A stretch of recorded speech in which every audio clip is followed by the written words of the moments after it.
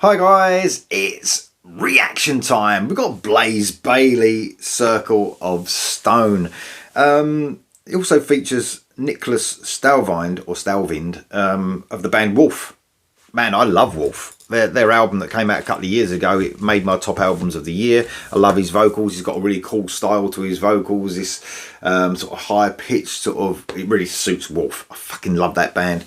And Bayley, of course, goes without saying, a big name in metal. Obviously the couple of albums with Maiden, takes a bit of a bad rap for them sometimes. They weren't too bad, probably on par, at least, probably with the two last Dickinson albums, No Prayer for the Dying and Fear of the Dark, probably, or one of them was at least. But you know, maybe not the right fit for Maiden, but that's a different story. Here we go for Bayley, Circle of Stone. This is the title track actually from the new album, Circle of Stone. Obviously, it's out on the 23rd of February. So I haven't delved into, you know, Bayley's music much. Even the Maiden albums, I've only heard a couple of times. Probably didn't give them enough chance. But even, you know, stuff he'd done before that, obviously Wolf's Bane, wasn't it? I think. But never really give him a good go, I suppose. Bit late for that now, considering all the fucking new music that's coming out.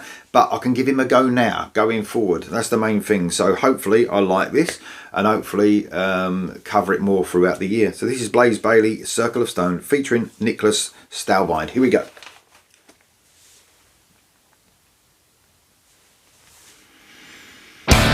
The circles of stone and the high mountain peaks, as I wander this great land, I see them all, and I wonder if I belong.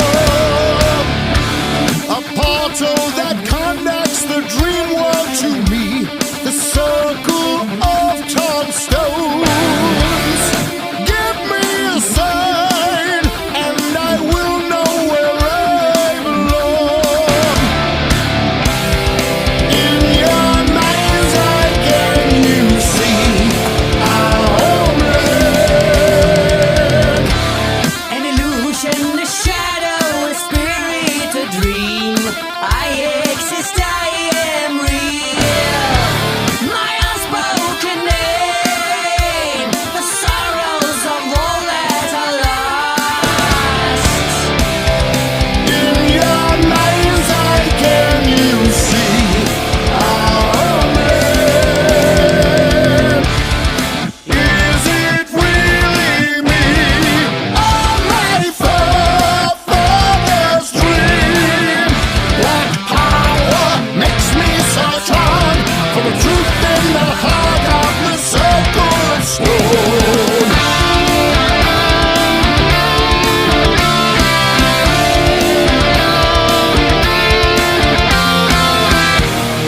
Here I am, surviving, I still stand. In spite of all that they've done, they won't take away dreams of freedom and hope. I really like it, man. It hasn't got an instant. For me, the hook's the only thing. I haven't got that yet, but it don't mean it's going to come. It feels almost like it's difficult on reactions, but on first reaction, it feels like a grower. And sometimes you can feel that straight away. You think, I know the hooks are there. Maybe just going to take a few more listens, and they are the best songs sometimes. Those ones that hook you in after a few listens, and they're the ones that stay with you longer as time goes by, and you listen to them more and more, and those hooks show their way. Not to say it's completely, you know, there are hooks there, but for me, like the whole thing has got like a hooky feel, but there's not a massive hook in the chorus or anything like that. There's obviously going to be some, I can't help it, I am going to compare a little bit to sort of Maiden. It has got that Maiden sort of feel to me, especially with the guitar work, especially when it came into the beginning, you know, those sort of little twin lead picky bits, almost something like you might hear on a Maiden, classic Maiden album maybe. But I've got to say, this doesn't fuck around, this song, does it, like Maiden do? And I have mentioned that's one of the bugbears I've got now with Maiden and Metallica. You know, they both spend too long fucking around when they don't mean to. need to. Sorry, perhaps they write an 11-minute song. It could be a fucking 4.5-minute song. It's literally, I'm not having a dig at Maiden. I still love Maiden, but I'm more of a fan of the older stuff. But I do listen to all their newer stuff as well. But this doesn't fuck around, does it? It just gets to the point.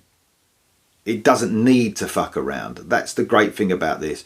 I love it. I really like his tone, actually. He's got this sort of, obviously as he's got older, he's got a real deep tone. I know he's sort of always had that sort of tone as well, but sings in that lower range. But when you've got a good tone, it doesn't matter. You don't have to scream to the heavens all the time.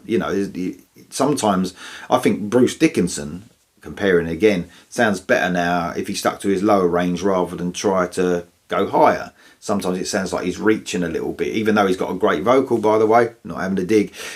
Sometimes in that lower range, I prefer Bruce Dickinson's vocals now. And I think Blaze Bayley does a great job. His tone sounds great. And it's a real cool song because you obviously got the guy out of Wolf, Niklas Stalvind. He's completely different tone. So at first when he started joining in, I was like, I don't know if it fits. But I think as it's gone, the song's gone on, and especially singing together, that definitely fits.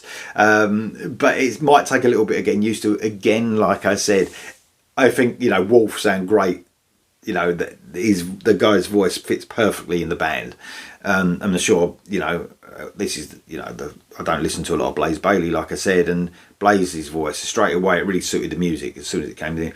Together, I'm like sort of battling at the moment, but I think it still sounds great. I think it's just getting used to it. They're so different, the singers. But that's a good thing, isn't it? If you put, imagine putting Todd the Torah and Bruce Dickinson together. Although they have got different voices, too similar probably in some cases. So, to have, it's a good thing to have two people so different. And I'm sure it's something that will pull me in even more as the song goes on. But no, I think it's really cool. I love the production as well. I'm going to compare again. Sorry, but it fucking pisses all over Maiden's production. This does. It's proper dynamic production. It's as production should be.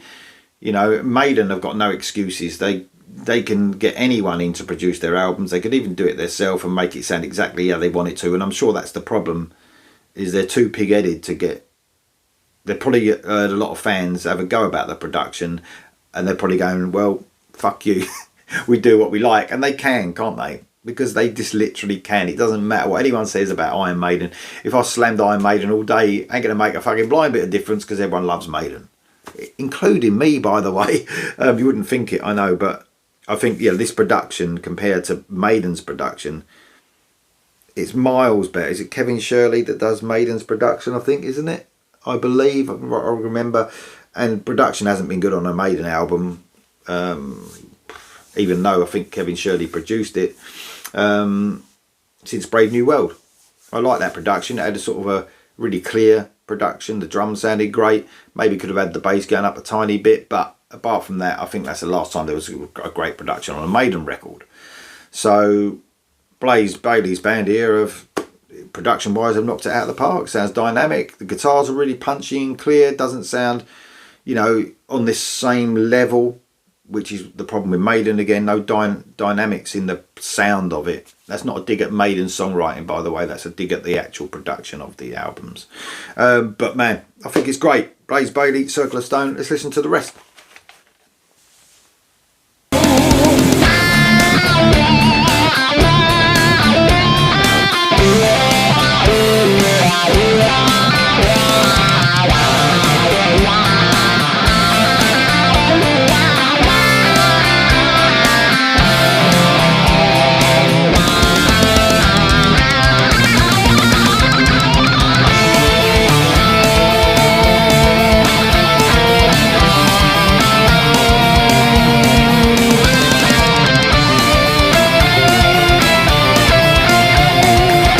Come on, let's do it.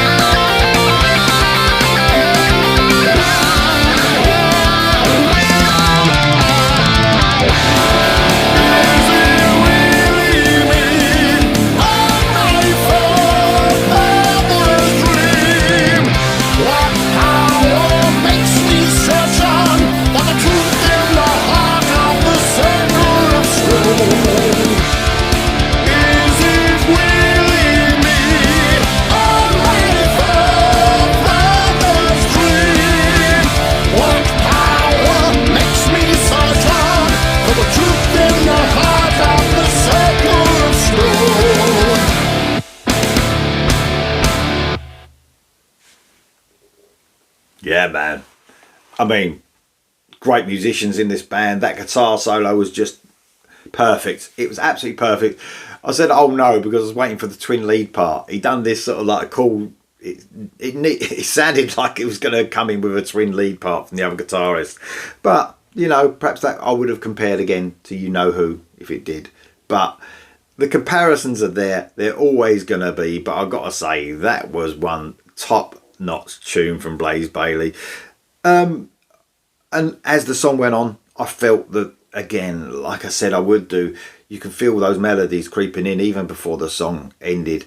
So if they weren't evident there at the beginning, they was definitely evident at the end, and they will grow more and more. Growers are my favourite songs, man. They're the ones that if they don't... Sometimes if there's an immediate hook and it's too obvious, it can wear off very quickly. Growers are the ones, man.